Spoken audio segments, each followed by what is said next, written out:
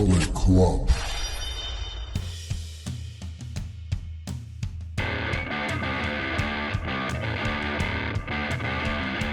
Hello and welcome back to the channel, or welcome to the channel if it's your first time with us. This is Leanne Presents. I'm Leanne, your host for this video, and I'm joined by my co-host, Alan. And we're here today with our reactions to WWE's most recent premium live event, Survivor Series War Games. Ba-dum. Which took place on Saturday the 30th of November. Bam, bam, bam. In Vancouver. And we're watching this on the 1st of December, so happy festive season. Yay. And yes, it was quite a show. It felt quite long, even though it was fairly short for WWE Premium Live event. They have turned it back to like 3 hours, yeah. But yeah, this was over 3.5, and it felt really long.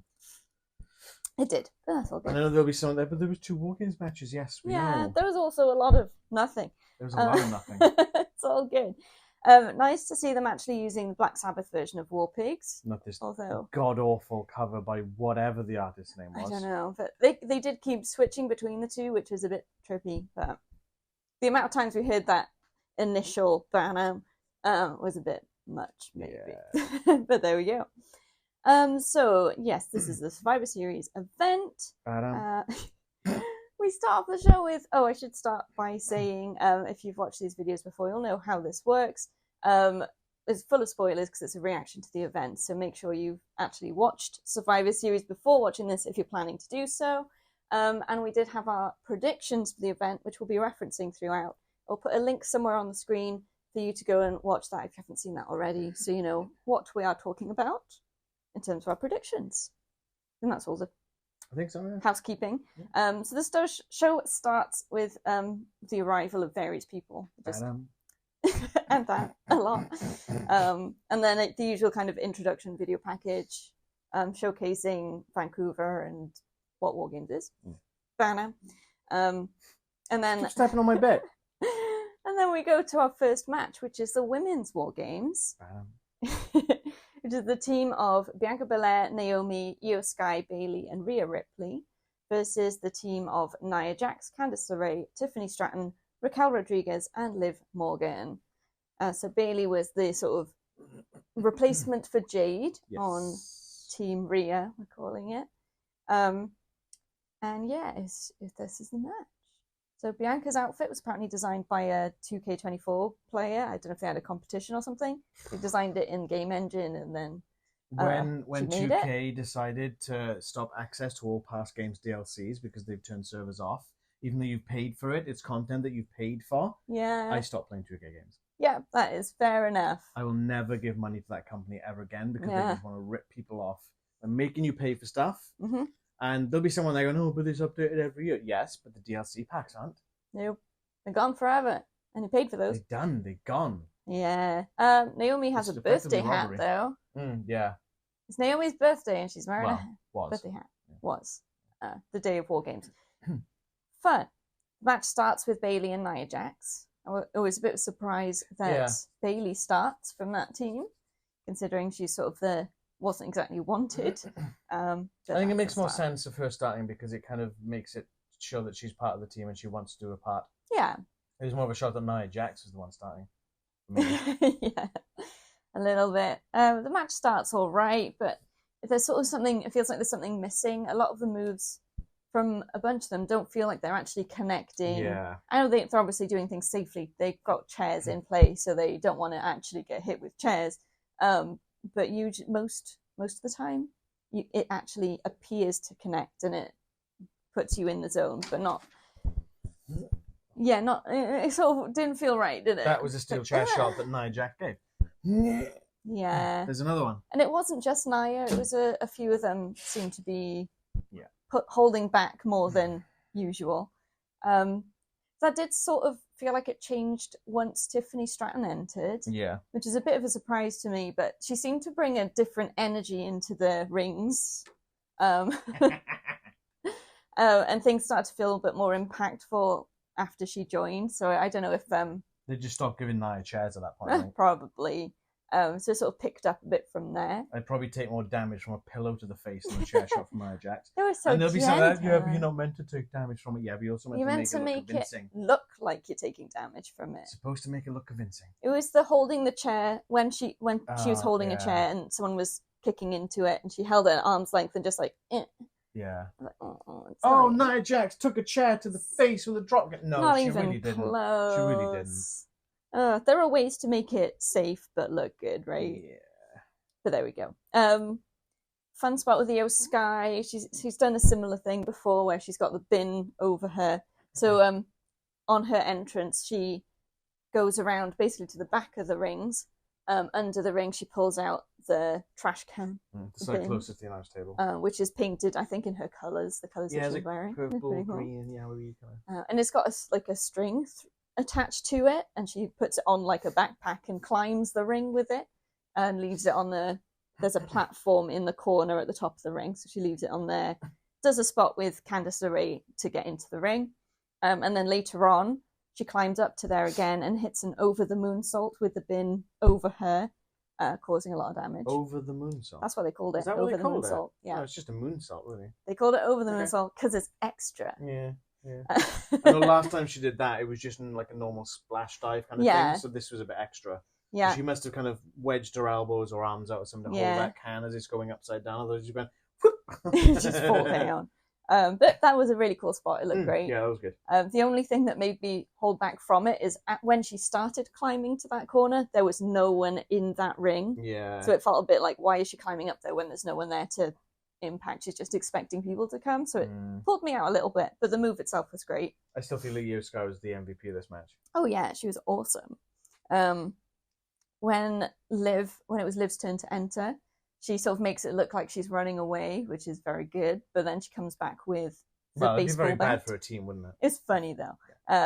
Comes back with the baseball bat, which is the bat that they're saying broke Rhea Ripley's orbital bone. Orbital socket.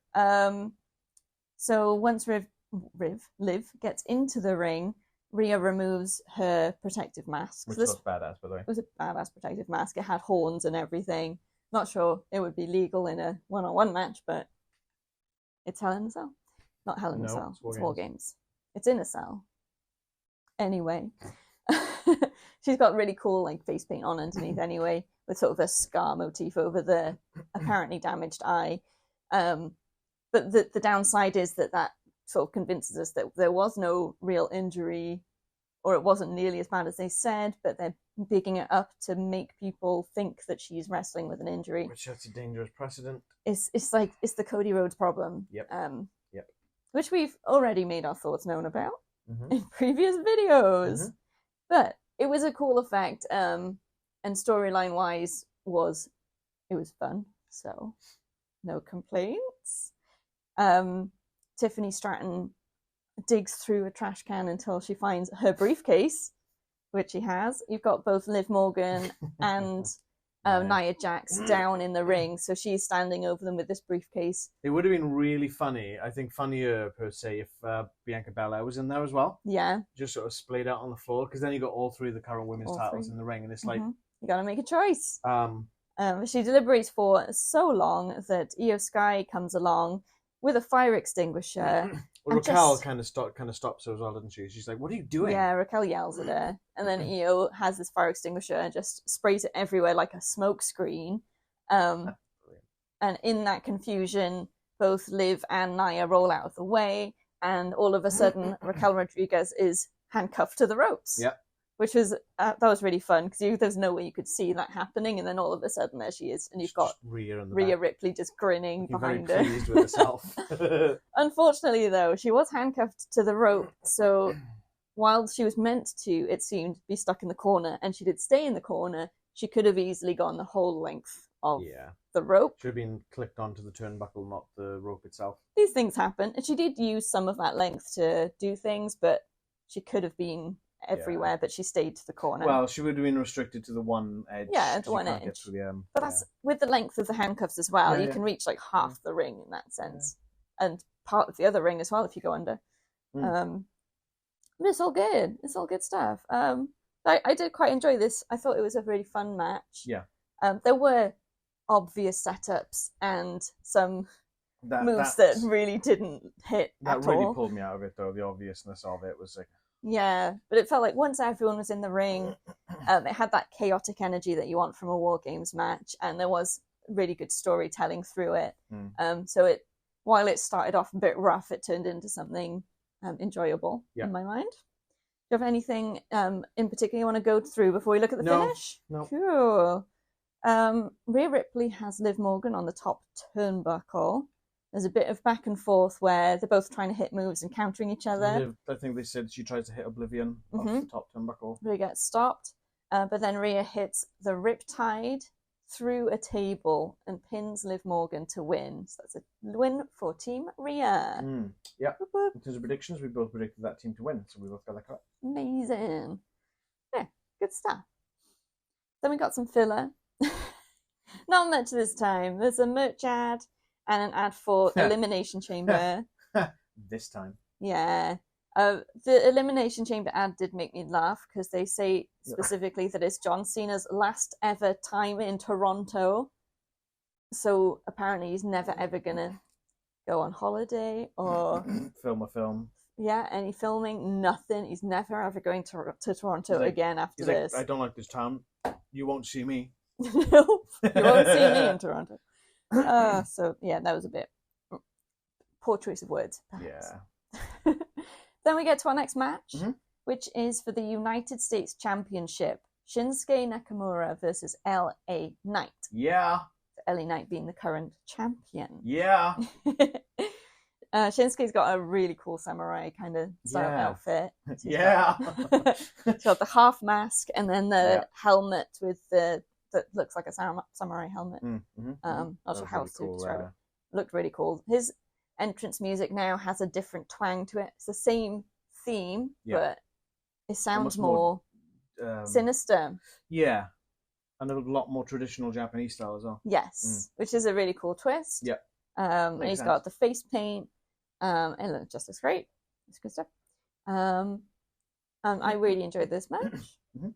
So it was just excellent wrestling. Sort of nothing gimmicky about it.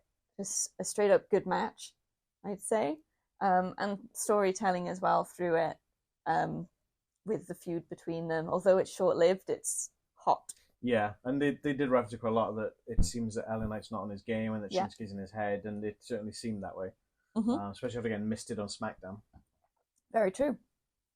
I didn't have anything specific, like spots-wise, on this one. Given that there was nothing so much spots, but like, given the main thing I've got was it was a good match. The fact that Shinsuke's sort of been away for so long that it's hard to remember sort of how good he is, and he looked great during this match in my mind. Definitely. It's sort of a reminder of what we've been missing while he's not been around. I mean, I'm still rocking my old school Shinsuke NXT shirt, so...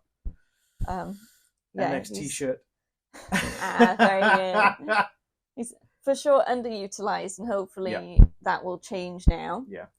So getting to the finish, Shinsuke hits LA Knight with a neck breaker on the diamond plate that's between the two rings. So while this is a one-ring match, they're still utilizing that, which is, you don't see that very often, I don't think. No. He follows up then with a Kinshasa and pins LA Knight to win. So Shinsuke Nakamura is a new United States champion. Boom, here we go. Strong Style is back. In terms of predictions, you predicted LA Knight to win. I did. And I predicted Shinsuke Nakamura to win. I pull off the upset and get the win on this one. Definitely. I think you were telling me when we were watching, there was another reason you felt that Shinsuke probably win I wasn't going to cover on this, but yeah, when they were having Nakamura in the feuds with Cody and sort of pushing him quite hard last year, it was all in an effort to try and sign Kazuchika Okada from New Japan Pro Wrestling because they knew his contract was coming up. Obviously, he signed with AEW, and then they kind of let Shinsuke go by the wayside, it seems. Now, my thought process is, if they're putting him back in and pushing him straight into a title, who else are they after in New Japan? Yeah. You know? It's a good, interesting thought. Is there someone coming? Or not that I know of. I know that Hiroshi Tanahashi is retiring, but he is the president of New Japan. He ain't going anywhere. Sanada's just joined Bullet Club. He ain't going anywhere. I'm just trying to think of the top guys. Zack Sabre Jr. is an English wrestler anyway, so he wouldn't necessarily need to be. It's a different one to call. I don't know what contract's coming up. The hope is that they actually see the value in Shinsuke Nakamura for his own merits. And I hope so. and want to bring maybe him his in. contract's coming up, and they're like, we better do something with him to sweeten Yeah. the pot. Otherwise, he's going to end up going back and going back to New Japan or even AEW. Yeah, for sure. Because they did reference in this match that Shinsuke is a former IWGP champion. Nice. Which he is, a former IWGP heavyweight champion. Yep. But like we said before, LA Knight doesn't really need a belt. He's sort of better chasing than with it. Yeah, he doesn't need a title. I think you could take him in any storyline, he would make it shine. Yeah. He doesn't need a belt. Mm-hmm.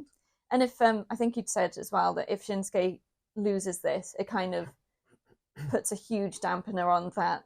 Oh, he's come back. Build-up he's got a new look. He's got a new sound. He's got a new attitude. Oh, he lost. Yeah. Oh, so, well, back to catering, pal. So it's sort of the fact that they rushed into this spot isn't great, but once they get there, they've got to pay it off. Yeah, for it to work. I think so. It would have just fallen flat. An interesting take. Nobody would have given a damn about Shinsuke coming back if that was the case, and if he didn't win this title. So although it wasn't my pick in the end, I'm really happy with this outfit. Oh yeah, I'm stoked. I know I'm wearing a Shinsuke shirt. I love Shinsuke. I think he's fantastic. Definitely. All right, some filler. Shinsuke for world champ. It's a really weird ad then. Let's make WWE great again. Yeah, good luck with that. Sorry. We had a really weird ad for True Classic with Alpha Academy. I think it's a t-shirt company. The ad was... There's another one, right? It was weird. It's another one that just comes to me look like a joke as Otis. Yeah. It was like something about this t-shirt helps self-esteem because it sits differently. But it clings on your arms, but it loosens up in the torso. So it looks really tight on the neck. So if you're fat, you haven't got to worry about it. It's just a plain black t-shirt. It's a plain black shirt. And if you've got extra weight, nothing can hide that. I should know. Just be good. Just be happy with yourself. It's fine. Otis is fine how he is. Then we had an ad for Diablo 4. Yep. And that one. And then I guess a promo for WWE moving to Netflix. Yeah. Yeah, a month today, and that WWE Network in the UK and obviously Europe is dead. Yeah. It will be no longer. The end of an era. Yeah, since I say it's all going to Netflix, but it's selective content. So what does that mean? How much is it? Oh, I don't know. We'll see. I'm still trying to do my rewatch of Raw from 1993 onwards. I'm just hitting the end of 1993. So is all that going to be on there? I'm doing that in conjunction with Superstars because that's the two shows that run back to back. And when I get to the point that I watched at the Nitro in 1995, I'm going to be watching, and it's like, oh, well, great, this is awesome because I don't even know if half that con's going to be on there anymore. Who knows? Great. Fingers crossed it will be. Our next match is for the Intercontinental Championship. Intercontinental. Sheamus versus Ludwig Kaiser versus Bron Breakker. So Bron Breakker being the current champion. This was a good match, hard hitting as expected. We've got Kaiser with a shillelagh. Uses that. Well, yeah, Sheamus comes out with it, but Kaiser Kaiser uses it. Yeah. Although the first time he tries to use it, Sheamus just grabs it right off him. So that was fun. There's another good match. All three of these guys, like we've said before, are good. I think Kaiser, while he felt a bit like the underdog of the match, he got a really good showing. Yeah. And while part of it was using a shillelagh, he got some... No DQ, pal. No DQ. And he did get a good showing just as a wrestler as well, which is important. Yeah. I think that's the thing with Ludwig Kaiser is he's great, but I don't think he's really got the gimmick for it at the moment. He's just kind of Gunther's bitch, let's be honest. He's a lackey. Yeah. So if he got the title, it would probably give him a bit of a boost, but maybe he needs to find himself, and perhaps if he doesn't get the title, we'll get to it, that'll be the breaking point from him and Gunther. Sever that tie, go out on your own, build yourself up, kind of thing. Maybe. That's anything you want to highlight apart from the finish? Total banger. Yes, banger. It was. Yeah, I can't. Yeah, go on. Yeah, so Bron Breakker hits Sheamus with a spear and pins him to win. I didn't put much else around it. No, and Ludwig was in the ring at the time, but it's... there was a moment where it looked like Ludwig was going to be the one pinned. Yeah, and that's why I got my notes. I honestly thought going into this that Ludwig was going to be the one taking the hit. Yeah, but he weaseled his way out of it. Yeah. I think he took down Sheamus a bit. Because I think I surmised in the predictions even that I thought it was going to lead down to Bron and Sheamus because Sheamus wouldn't get pinned and whatnot. But yeah, and then given in for Sheamus and Breakker to have a one-on-one. I think they've kind of screwed Sheamus out of this IC title run at the moment because there's no way he's going to go anywhere near this for the next few months. No, Breakker will never give him a rematch like this because he won legitimately over him. Kaiser might get a rematch.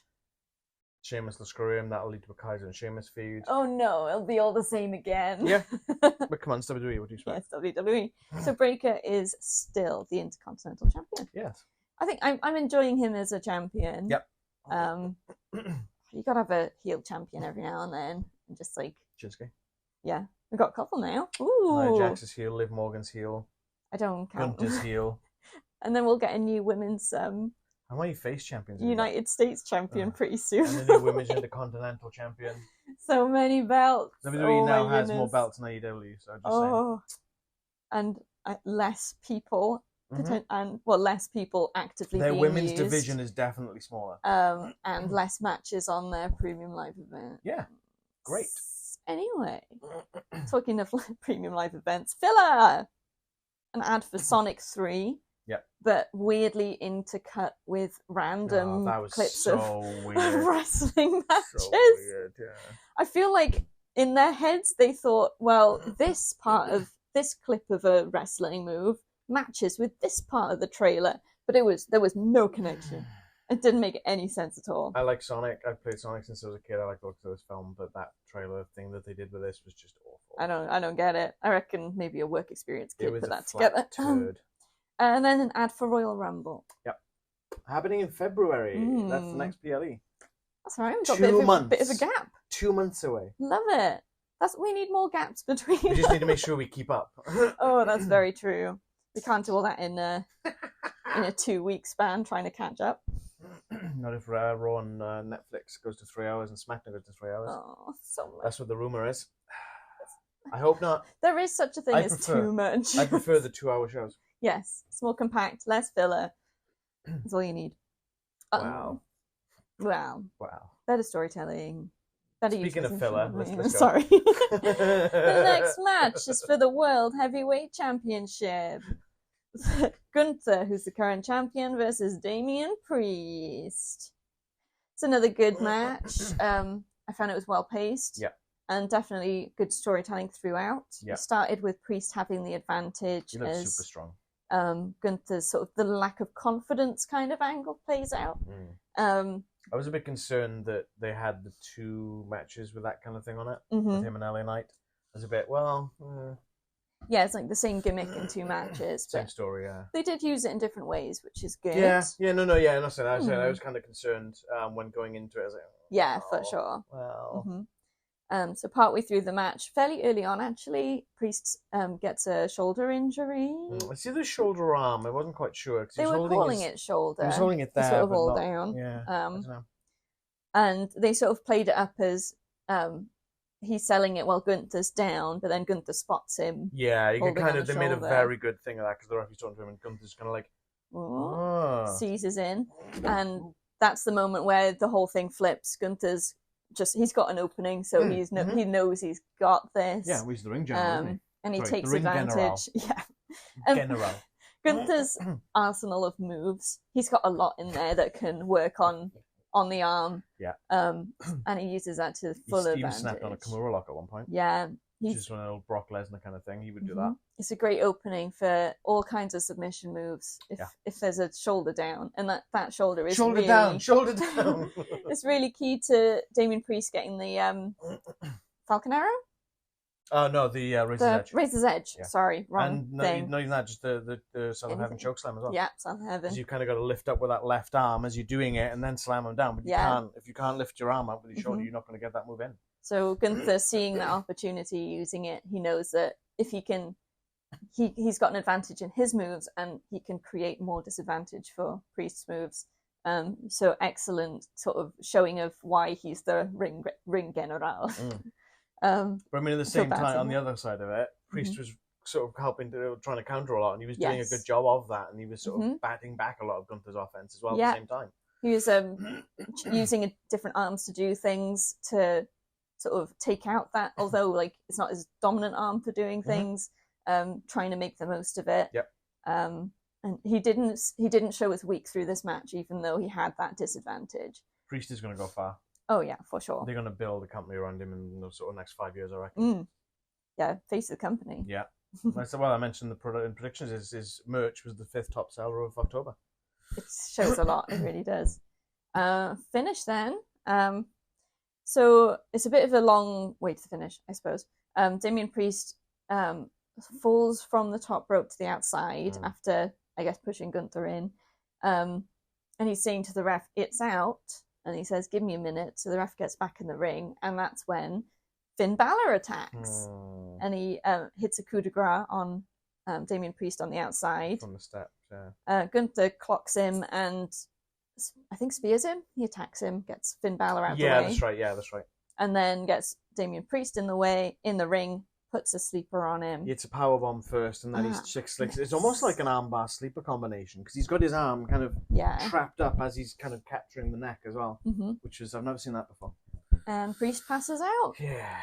So Gunther wins and remains World Heavyweight Champion. There was legit points in that match. I thought Priest had it. Yeah. There was legit points. I thought Priest is winning this.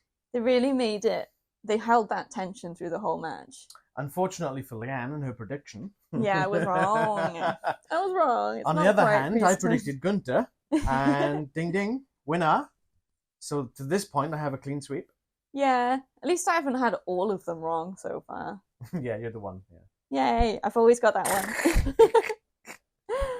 Oh, wow, we got some more filler for you anyway. Oh, okay. Do you want to wake me up when we're done with this? No, you must be present for it. Oh, no. It's a football belt. Oh, spin on. I'm sick of seeing That's all I'm going to say is football belts. They are ugly, they are hideous, they are pointless. Move on. An ad for Saturday night main event. Fair enough. It's going to be fun. Then very retro feel. Very retro feel. Loving it. A promo for what's happening on Raw on Monday. Oh, the 10-year celebration of New Day? Or New Day 10-year celebration. We'll see.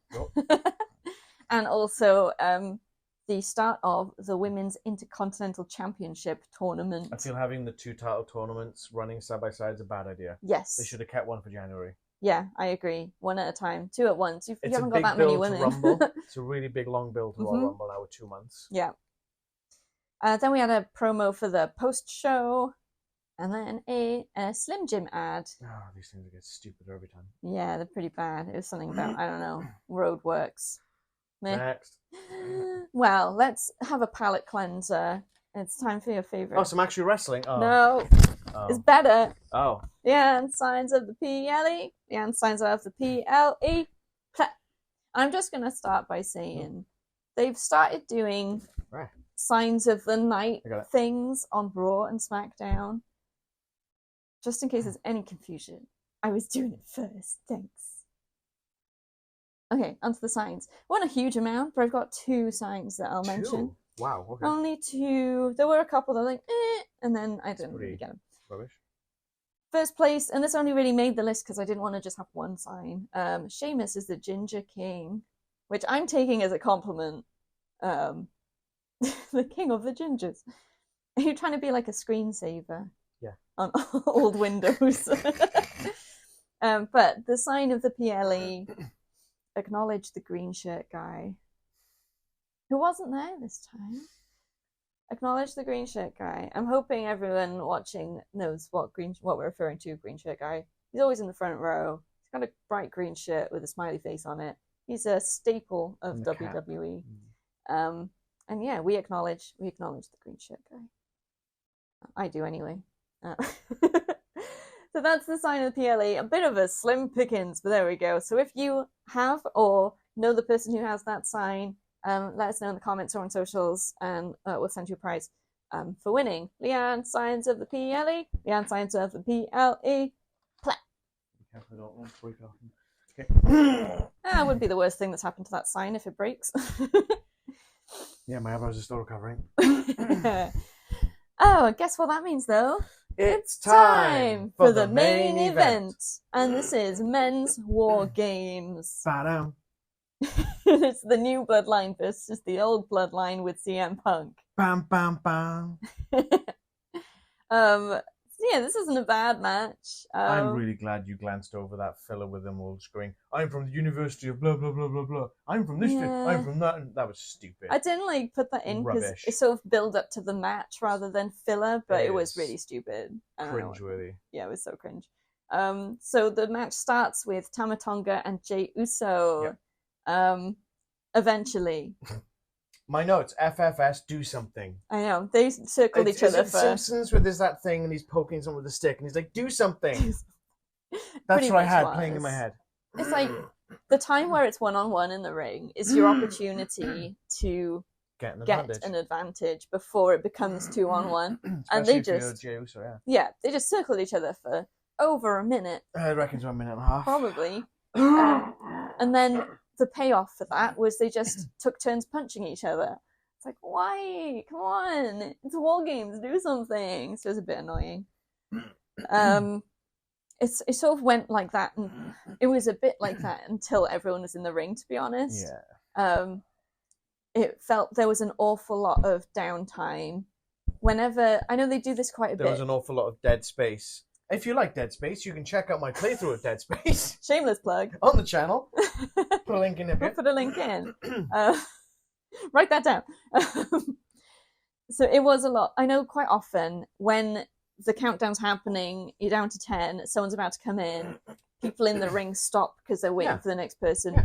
But it was a lot of not doing much. There's a lot of everyone's down, no one's attacking each other. It's like, come on, you haven't got much time. The match hasn't started, and when it starts, it's going to be mental. So get your advantage. I don't know.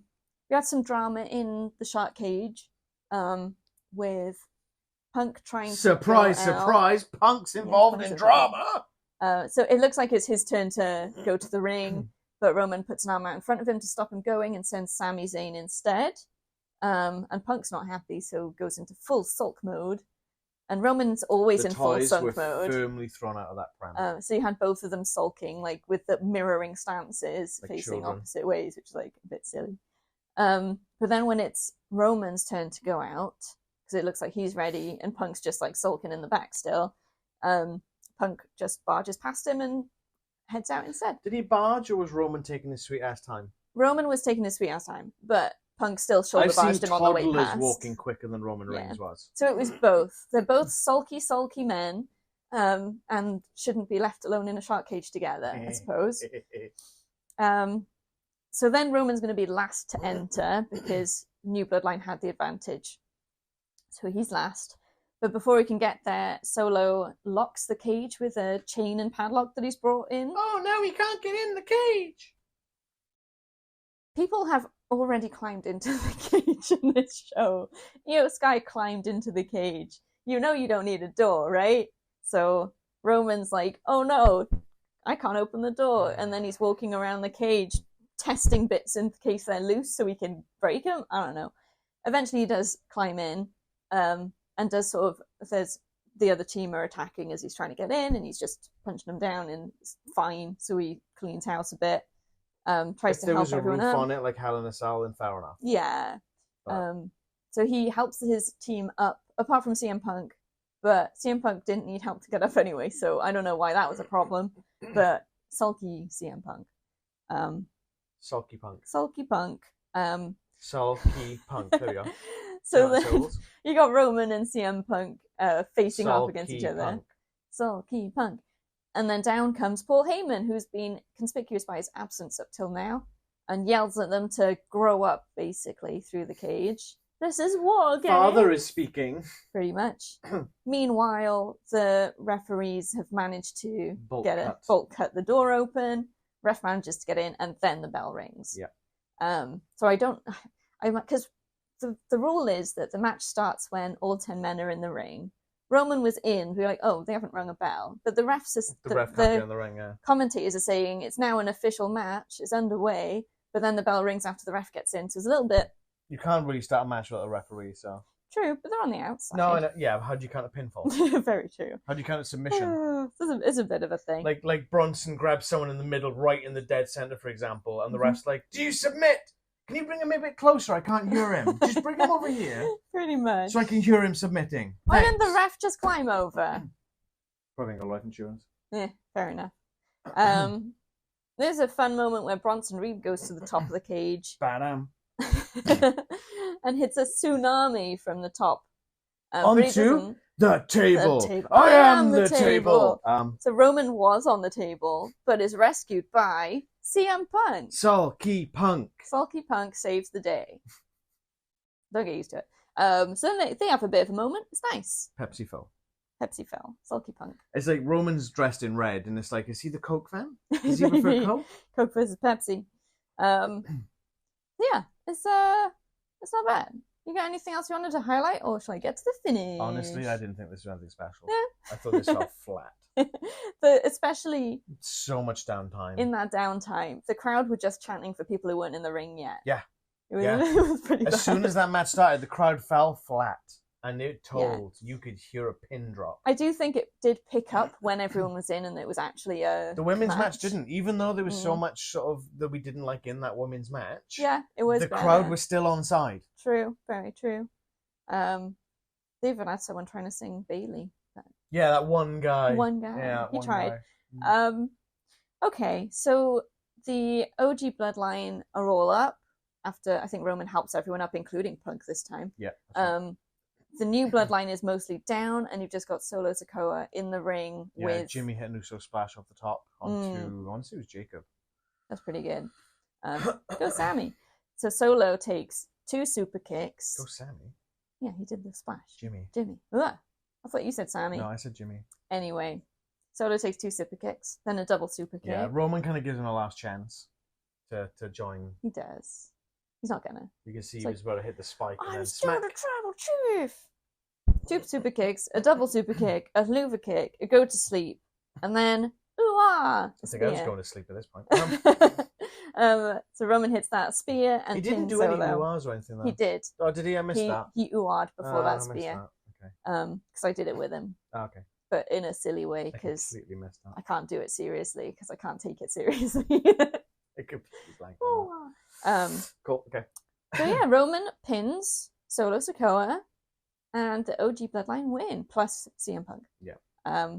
Which is alright, but it does kind of completely stifles that entire storyline, especially since the whole thing was for supremacy of the bloodline and technically for the Ulafala, right? Yeah. Did Roman Reigns get the Ulafala?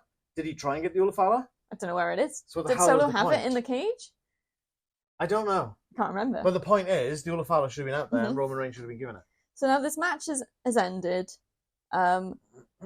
We're all just like, all right, Punk, what you gonna do? What you gonna do about it? Roman handshakes with CM Punk. It's nice. They get out of the ring. There's Paul Heyman. He hugs everyone. Roman caresses Paul Heyman's face. Weird. CM Punk goes to the back. But no, before that, Punk comes down the stairs and he kind of hugs Paul Heyman. And he's like, when I'm asking for that favor, you will call. I will come calling. When I want Heyman's that favor, cool. Payment will be due, and I will come calling. Effectively. So CM Punk goes off. The rest of the bloodline are heading up the ramp. Then we see CM Punk's coming back. It's like, oops, something's going to happen. Nothing happens. They all do the fingers up, and then CM Punk really awkwardly muscles his way to the front and does a go-to-sleep motion, and then the show ends. Kenta called once his move back, by the way. It was so that awkward, though, barging to the front, but not in a way that it didn't feel like it was meant to be barging. No one looked at him like, what are you doing? He was just like sneaking in between people. It's like, I'm meant to be there. Whoops. It's like a mistake. I like to think we got to the back and Bruce Pritchard and Triple H were like, what are you doing? Get the hell out there. What are you doing back here? You're meant to stand up to you. But it's like usually with War Games, if I'm remembering right, the match ends, celebrate in the ring, show ends. Yep. So we were really expecting something to happen. Yep. Nothing happened. Yep. Which is this was my most looking forward to match. And I believe the reasons that I said it was there is so much room for story development, shenanigans, backstabbing. None of it. What story development did we get? The new bloodline is gone. Effectively, yeah. They can't come back from that. They got beat. That's it. And there's a favor owed to Punk. In terms of predictions, unfortunately, we both got that one incorrect. Yeah. I was so close to another clean sweep. This would have been the second PLE in a row. Mm-hmm. So yeah, it wasn't a bad match, but there's always been better War Games matches than this, I think. Yeah. Like you were saying earlier, the women's one held more attention than even with the crappy chair shots. Yeah. There was a lot. It just felt a lot more powerful, a lot more impactful. Thanks probably to Io Sky and Tiffany Stratton. Yeah. Yeah. in general, sort of final thoughts, I am really gutted that the 2 War Games matches were, in my mind, the least quality matches on the card. Yeah. And then the inside, but then I kind of liken it to 2 pieces of bread with the actual filling. The actual filling was great. It was good. I don't think there was anything like hugely special in But I there. like bread, god damn it. Bread's good. There's a title changes, great. There's some storytelling in there. I didn't feel there was anything groundbreaking. I don't know how I feel about Judgment Day dragging Damian Priest back in again. I Mm. feel that that's done. It was resolved. Yeah. Do we need to see this again? Why has Finn Balor still got beef? I don't know. He got beat. Just deal with it, man. Yeah. You know? Yeah, in terms of that then, what was your least liked match on the card? I found this really hard because there wasn't one that I really disliked. But I guess from talking about it, the one that I laughed at the most because of the dead space and everything was the men's walking. Yeah. Which is sad because it did pick up halfway through, but that first half of the match was just such a dud. I was like, I don't know. Yeah, for me going into it, it was originally going to be the women's War Games match, but then thinking about the dead space and the fact there was no actual payoff, there was a few payoffs in the women's one, just with Tiffany trying to cash in, and that's still kind of an ongoing thing, which is cool. There was story. It's the men's because it just fell flat. Yeah. I was expecting a lot more from that, and nope. Shame. What was your favourite match? Again, pretty difficult. It's between the meats. I think it's probably the Intercontinental Championship. Sheamus, Ludwig, and Bron. Yeah. Just that it was the hard-hitting storytelling. There wasn't a down moment in it. Yeah. I think it's just that it just worked. Yeah, I think I agree with that. I think it was definitely the banger of the night. It just kept going and going and going, and it didn't really let up, and there was no dead space. Nope. I mean, it is a shame for Sheamus. Ooh.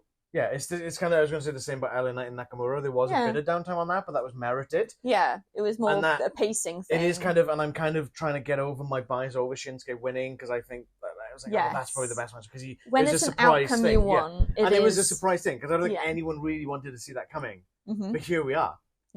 But I think overall the better match was the triple threat, so I'm stick with the triple threat. Sweet. But I really did enjoy. I enjoyed, let's say that the Nakamura match and the Damian Priest Gunther match as well. Cool. All right. What's coming up next? Oh, it's the New Year's one. World's End. Yeah. AEW World's End. What's changing this time? What's changing?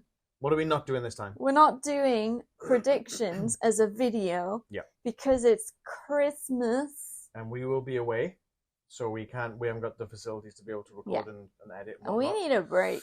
So we'll be doing it. We'll be putting some sort of image on Instagram, that kind of on our socials. Which will represent our predictions. If there's anything in that you would like to chat to us about, though, drop comments. Then we'll get back to you if there's anything you want to be like. Well, why are you choosing this? We'll have time to do some. Some tipsy typing. Yeah, but not enough. We won't have the equipment to record. No. Our lights, our setup, our camera setup, our system that we use for editing. It'd be nice to do it more as a dialogue with you guys. If so let us know what you think. Talk to us. Okay, take care then. Thank you so much for watching. We appreciate you so much. Thank you for being with us. Please like this video if you liked it. Subscribe and hit the bell to be notified when we drop new videos. Our link tree's in the description below, which will take you to our socials. We're on Facebook, Instagram, and X, and you can talk to us on there or in the comments. Let us know what your favourite match of the night was and why, if you want. So you don't have to write an essay, one word if you want. Let us know. Well, I guess you could just put Nakamura down or Breaker. Sheamus. You can write what you want. I'm not stopping you. If you want to write an essay. Give us a one-word answer to that question. What was your favourite match of the night? Sheamus. Sheamus was your favourite match of the night. There we go. Awesome. I was thinking more the explanation, one word, but someone's going to put War Games with a hyphen. It's going to be like, well, which one? If you want to write an essay, you can, but we might not read the whole thing. That's all. Depends how long it is. Yeah. I don't really need dissertations. No promises. But so if I missed anything, I feel like I did that in a funny order. I think so. We're good. So talk to us in the comments. Talk to us on socials. We'll be back with our reactions to World's End. But in between, we'll have some other content going up. So keep an eye on the channel and on our socials and check that stuff out. So that's it. Yep. Until next time. Listen to Black Sabbath, not rip-off covers. Bam, Bam, bam, bam.